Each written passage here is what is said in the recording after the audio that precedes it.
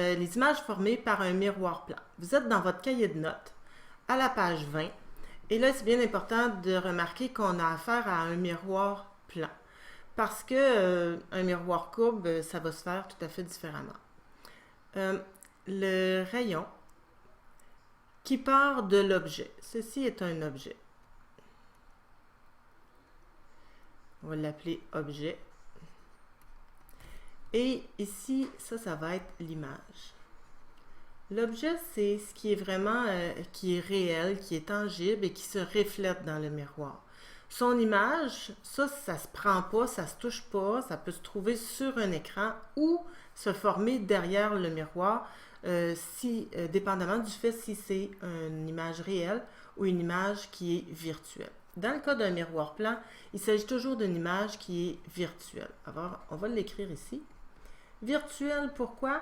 Parce qu'elle se situe toujours derrière le miroir, du côté sombre. Ce n'est pas des vrais rayons qui vont localiser l'image, mais bien des prolongements de ceux-là.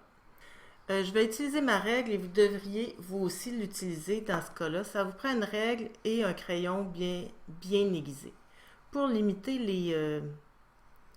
les erreurs et limiter la marge d'erreur due à la largeur du crayon qui est mal aiguisé. Alors voilà. Si l'observatrice regarde le miroir, elle va voir l'image du soleil. Elle va diriger son regard vers le soleil image. De façon à, pour voir la base du soleil, elle va voir ici un rayon qui est prolongé. Ce n'est pas de la vraie lumière. En arrière du miroir, c'est toujours des prolongements. Mais le rayon qui arrive à son œil arrive dans cet angle-là. Et ça, c'est un rayon qui est un rayon réfléchi. Pourquoi? Parce qu'il arrive à l'œil. L'œil reçoit de la lumière. Le rayon, il arrive du miroir. L'œil pense que le rayon a toujours voyagé dans cet angle-là. Parce que l'œil est l'organe de la vue qui décode un message lumineux, puis décode la lumière selon le fait qu'elle voyage toujours en ligne droite. Alors la lumière arrive dans cet angle-là, l'œil ou le cerveau pense que la lumière a toujours voyagé dans cet angle-là. Donc, il voit une image dans le prolongement du rayon qu'il reçoit. Même chose pour le haut de l'œil, le haut du soleil. Quand elle regarde à la partie supérieure du soleil, elle voit le haut du soleil, bien sûr, le haut de l'image du soleil. Les rayons que l'on prolonge, on doit absolument les faire en pointillés pour les distinguer de la lumière qui est réelle. Ce rayon-là, il se dirige vers l'œil parce que c'est un rayon réfléchi. Mais c'est pas le miroir qui invente ces rayons-là. Ces rayons-là, ils frappent le miroir puis ils sont dirigés vers l'œil. D'où proviennent-ils?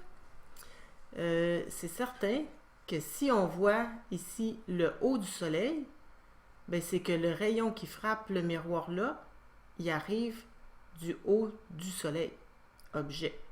Alors, on va placer la règle là.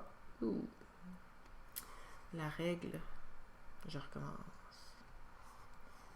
La règle ici. Puis, on va la relier avec le point d'incidence. La lumière part de l'objet, frappe le miroir et dévié vers l'œil. L'œil voit une image de ce point-là. Même chose pour le point le plus bas. Le soleil, son point le plus bas, envoie de la lumière au miroir. Le miroir la réfléchit avec les deux lois de la réflexion qui sont respectées. Et l'œil qui reçoit la lumière voit dans le prolongement du rayon réfléchi la base du soleil. Ça, je vais m'en débarrasser. Je n'ai plus besoin.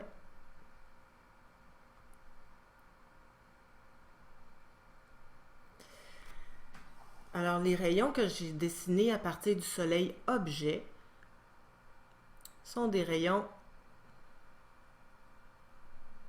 incidents. Ils se dirigent vers le miroir. Au point d'incidence, ils deviennent des rayons réfléchis. Et c'est le prolongement des rayons réfléchis qui localise l'image virtuelle. Je répète, quand on prolonge des rayons, c'est des rayons réfléchis pour trouver une image virtuelle. Et voilà. Alors, pour savoir, pour votre culture personnelle, on a besoin, cet observateur-là, pour voir une image du soleil, a besoin d'un miroir de cette grandeur-là, positionné à cet endroit-là. Si l'observateur change de place, ben, il ne verra plus le soleil, ou en tout cas, il va voir une portion du soleil. Il faudrait changer le miroir de place ou changer sa grandeur pour pouvoir le voir en entier. Mais l'observateur et le soleil, placés tels qu'ils sont là, ont besoin d'un miroir de cette taille seulement pour que l'observateur puisse voir le soleil en entier. Et voilà.